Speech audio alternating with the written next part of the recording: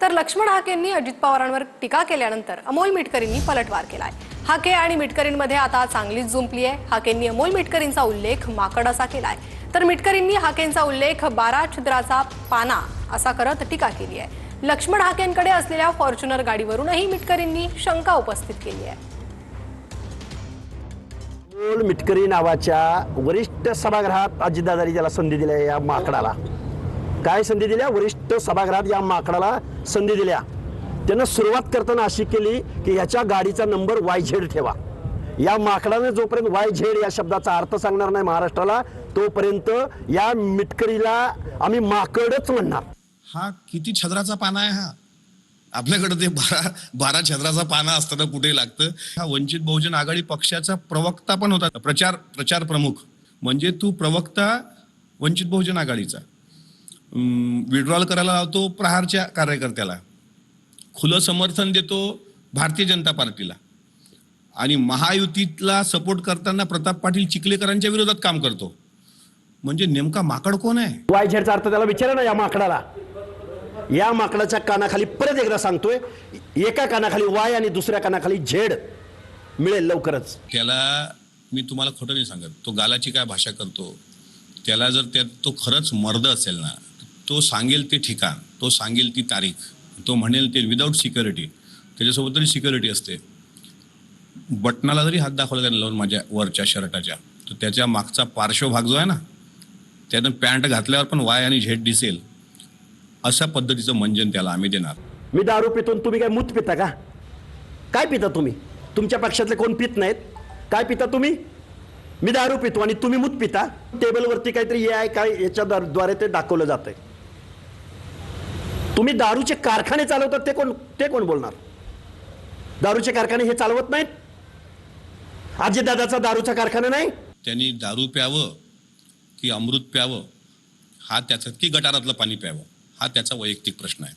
त्या वैयक्तिक जीवनामध्ये आम्ही त्याच्या ढवळाढवळ करू इच्छित नाही। काल आमचे प्रवक्ते सूरज चव्हाण यांनी ते फोटो ट्विट केले होते, ते खोटे असतील तर त्यांनी सिद्ध करून दाखवावे। बरं ठीक आहे, टिंब पेतात का, ही तुझी भाषा?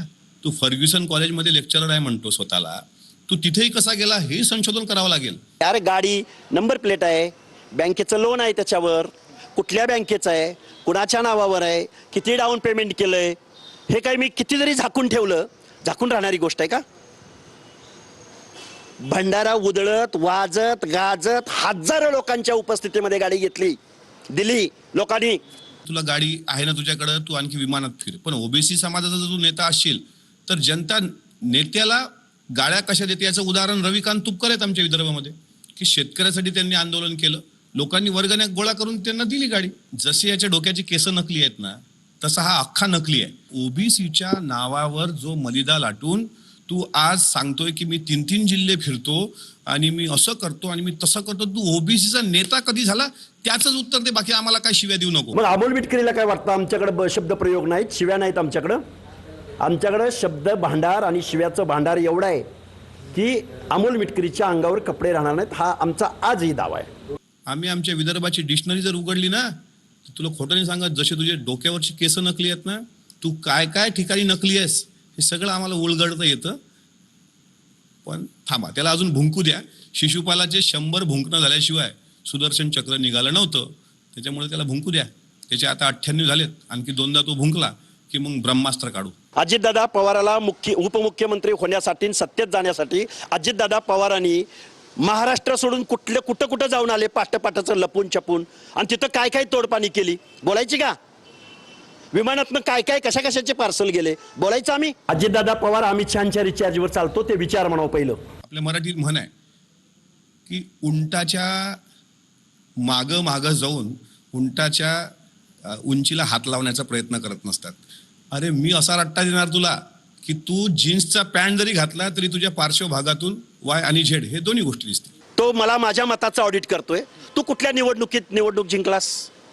कुठल्या निवडणुकीत उभा राहिला होतास? तू पण बॅक डोअर गेलायस ना आतमध्ये।